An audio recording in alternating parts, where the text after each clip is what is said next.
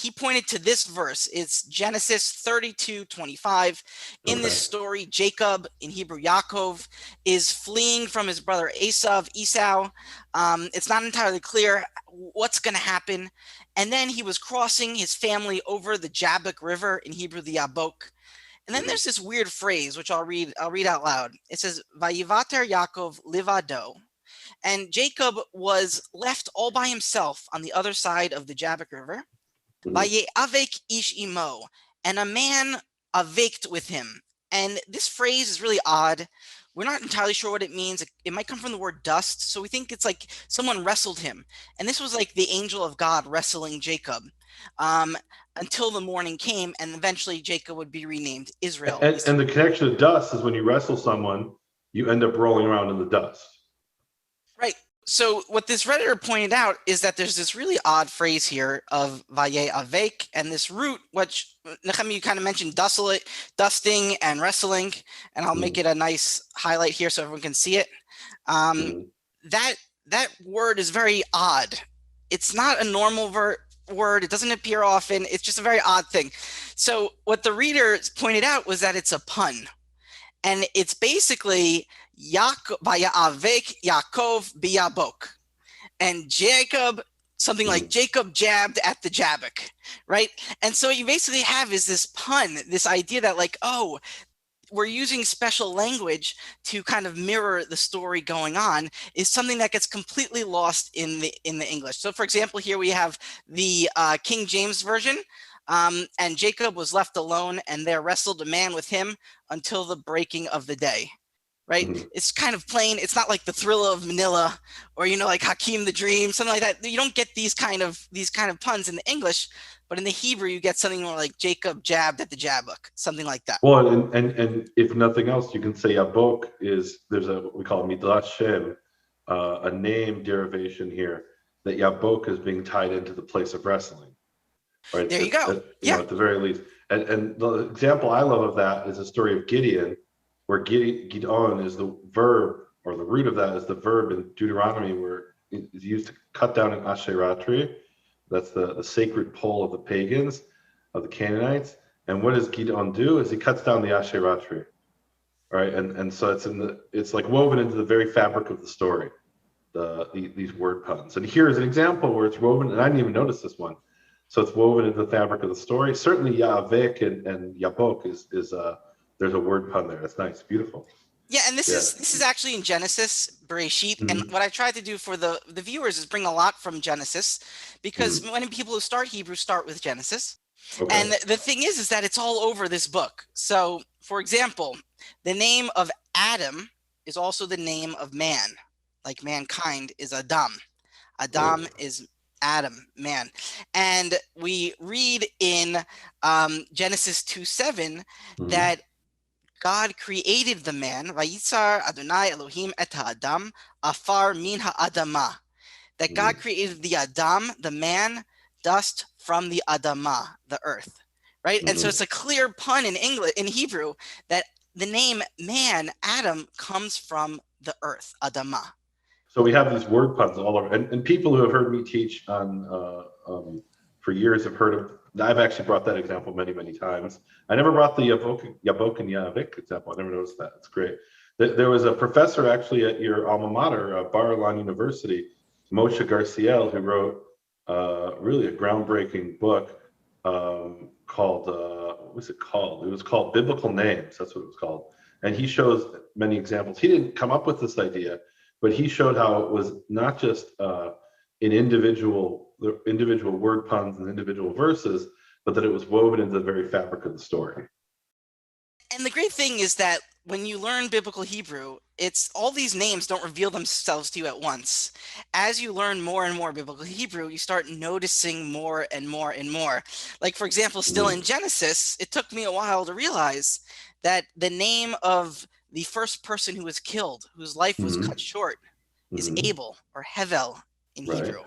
Right? And Hevel, as we know from the book of Kohelet, Ecclesiastes, it can mean lots of things, but one of the things it means is cut short, like a breath in the wind, right? Like a breath Or it that means goes away. emptiness, vanity, emptiness. There's all these different Yeah, things, but that's what yeah, happened to Abel. His life was empty and cut off and short, yeah. right? So you kind of see these. And when I say that, like it takes time, it wasn't until last year that I actually heard an idea. Maybe Nehemia, maybe you've heard this. Yeah. But so the name Shimshon, Uh-huh. right? What's the derivation of Shimshon? Sun, Right. Shemesh. The Shemesh is the sun, right? Right. And so who does he fall for? He falls for Delilah. Uh-huh. And Delilah convinces him at night, right? Hmm. And what is in the name Delilah? Lila. Lila, Night. night. Okay. So you have That one. Shimshon. That. Okay. That's interesting. What jumps out of that more for me is the geography. He takes place between Sarah and Eshtaol, and what's exactly in the spot where his story takes place? Beit Shemesh, which is a place where people worship the sun originally. Right, the Right. house of the So sun. right, House of the Sun, Temple of the Sun, and here you got a guy named Shimshon, who he's kind of a sketchy character in some ways, right?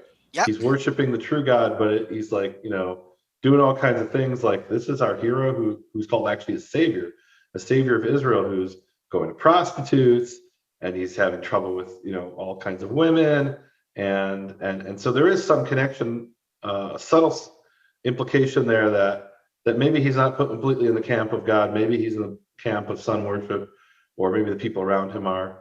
Right. And Delilah from Lila, that's interesting. I hadn't noticed that. I always took that to be a Philistine name and therefore probably not related to Hebrew, although I guess we don't know for sure what the Philistines spoke. One of the early Philistine inscriptions we have actually is in Hebrew. So what are we going to do about that? It Yeah. doesn't matter if we know for sure. We'll never know for sure. But if you know the Hebrew, you can now look for these types of puns and connections, especially with names. And like I'll just give one more example. The verb tzachak, to laugh, Yeah. appears 13 times in the Tanakh. Okay. 11 in them are in Genesis, most having to do with one person. Isaac, because Isaac in Hebrew is Yitzchak, he will laugh. So Abraham, at that time was Avram, and Sarai, Sarah, they were laughing about this idea of having a kid in old age. And then even Yitzchak himself makes Rebecca, Rivka laugh, right? So there's all this laughing around this person, Isaac, that if you're reading in the English, you just have no idea that that's part of the text. Okay?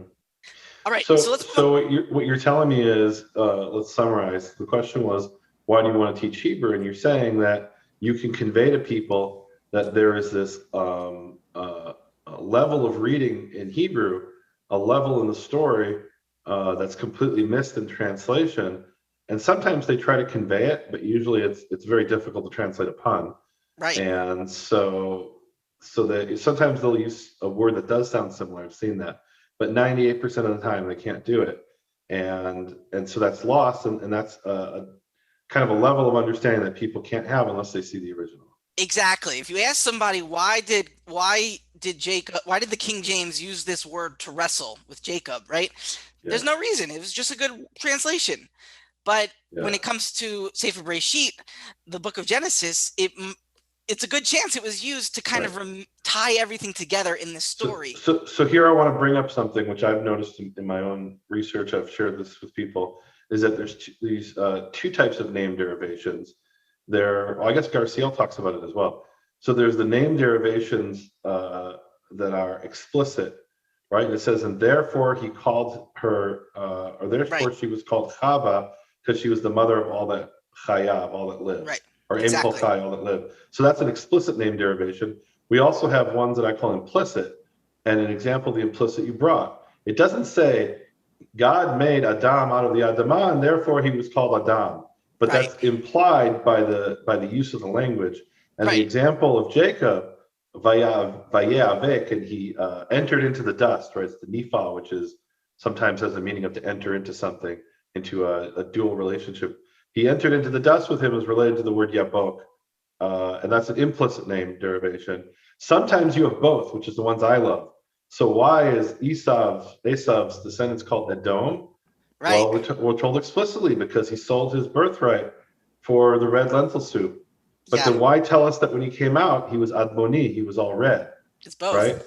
Right? So it's both. And one is explicit, one's implicit.